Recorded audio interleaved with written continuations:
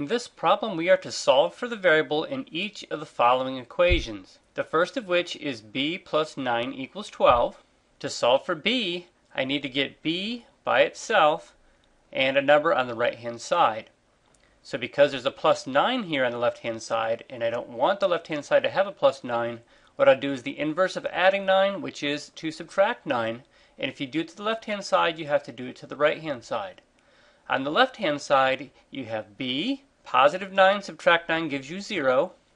On the right-hand side, you have 12 subtract 9, which is 3. B plus 0 simplifies down to be just b.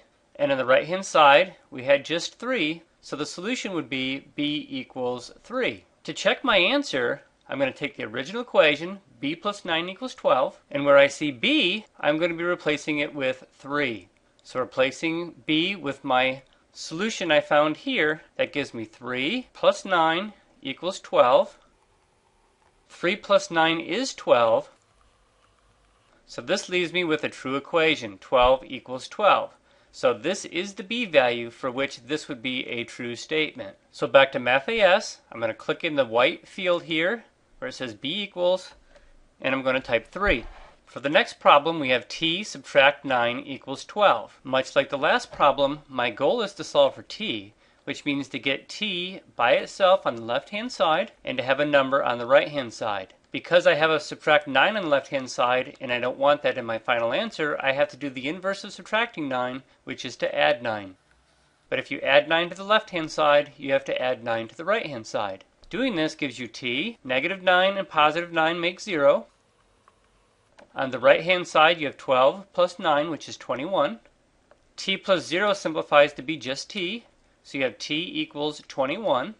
To check my answer, I would take t equals 21 and replace t in the original equation. This is just a copy of the original equation, and I'm going to replace it with what I think the answer is, 21. For this t value, the equation would read 21, subtract 9 equals 12. 21 minus 9 is 12. So you get a true statement that 12 equals 12, meaning that this is the t value, 21, that makes the original equation a true statement. So I'm going to go back to MathAS, and where it says t equals, I'm going to click in that field and type 21. The next problem is d plus 15 equals 19. I'm supposed to solve for d, which means my final answer will have a d on the left-hand side and a number on the right-hand side. Right now I have a plus 15 on the left-hand side that I don't want my final answer to have. So the inverse of adding 15 is to subtract 15. If you subtract 15 on the left-hand side of the equation, you must do so on the right-hand side as well. On the left-hand side, we have d. 15 and minus 15 add up to be 0. On the right-hand side, 19 subtract 15 is 4. D plus 0 simplifies down to be just d, so we have d equals 4. To check my answer, I made a copy of the original equation. Where I see d, I'm going to replace it with what I think the answer is, which is d equals 4. Copy the rest of the equation, plus 15 equals 19. Since 4 plus 15 is 19, I get a true statement that 19 equals 19. So that means for this d value, the original equation makes a true statement. So I'm going to go back to MathAS and type in d equals 4. Click in the field where it says d equals, type in 4. The last problem is to solve m subtract 15 equals 17. To solve for m, I want my answer to look like m equals some number. Right now on my left-hand side I have a subtract 15. I don't want that in my answer. So the inverse of subtracting 15 is to add 15. But if you do it to the left-hand side, you have to add 15 to the right-hand side as well. So on the left-hand side we have m. Subtract 15 and add 15 add up to be 0.